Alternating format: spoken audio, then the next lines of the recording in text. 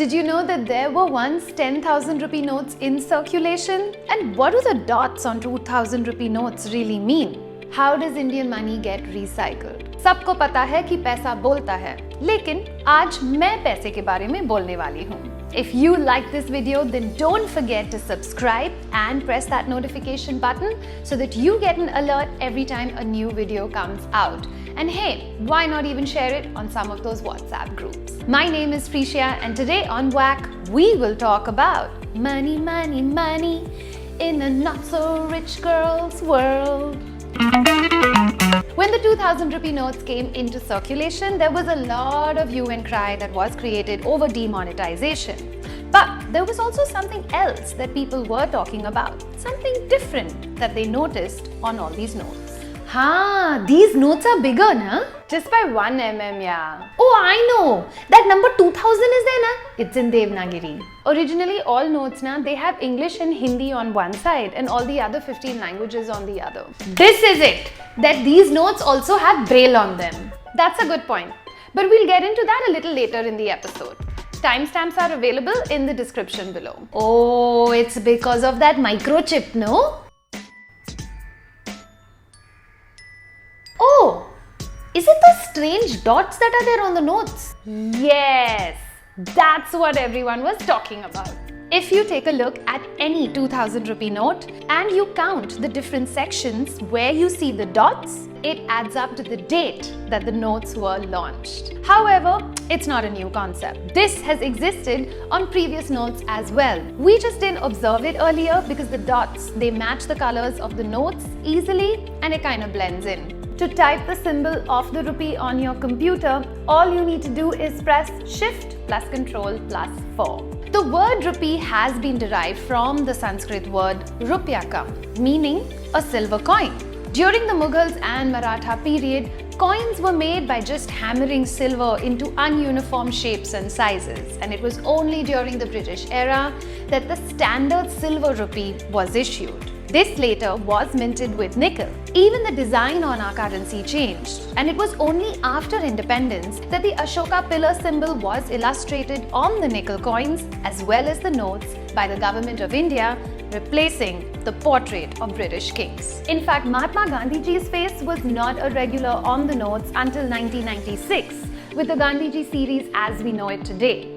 Yes, there were a few notes before that did have his face, but not like all the current notes that we use today that only have his face. So what was on our notes then?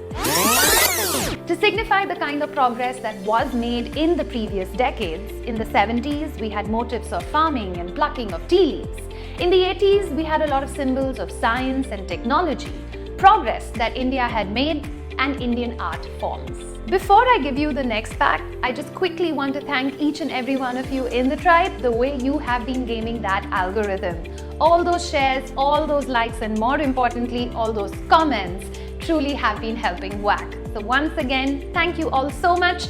If you could do the same for this video as well. After independence, Pakistan used Indian rupee notes stamped with Pakistan until they could print enough. Did you know that a 10,000 rupee note used to exist? It's the highest denomination that the RBI has ever printed. There was also a 5,000 rupee note. The 10,000 rupee notes were printed, then demonetized, then again printed, and finally demonetized. Which makes me wonder that why do other first world countries not have notes higher than a $100 bill? In fact, in England, the highest note, it's only £50. And today, with the growing number of digital payment gateways that do exist, a lot of these countries feel that they just don't need such large bills. Any form of electronic transfer will do the job. A 0 rupee note exists. It was issued by an NGO called as the Fifth Pillar that were trying to fight corruption, and they encourage people to print these notes and distribute them every time someone asks them to pay a bribe. So what happens to all our old notes? For example, what happened to about 8.5 lakh crore worth of scrapped 500 and 1000 rupee notes? Well, it seems that during demonetization, the notes were sent to a plywood company, who in turn shredded and buffed these notes and made them into softboards, bulk of which went to South Africa, where they were utilized in election campaigns. Money and elections ka adbhut sambandh? Once again. At some point in the 20th century, all these countries also called their currency rupees or rupaya. Until recently, Indian notes were not user-friendly for the visually impaired, and it was only in 2016 with the new series that had various indicators on them, enabling them to recognize which note was which. There's also Money, a mobile application that was launched by the RBI, which aids the visually impaired. It allows them to distinguish between different notes. It doesn't require the internet. However, it does not authenticate a note as either being genuine or counterfeit. So how much does it cost the RBI to mint coins and print notes? A 10 rupee coin costs them 6 rupees and 10 paisa. But it's still a better option for the RBI because 10 rupee notes, while they cost less, they don't last very long.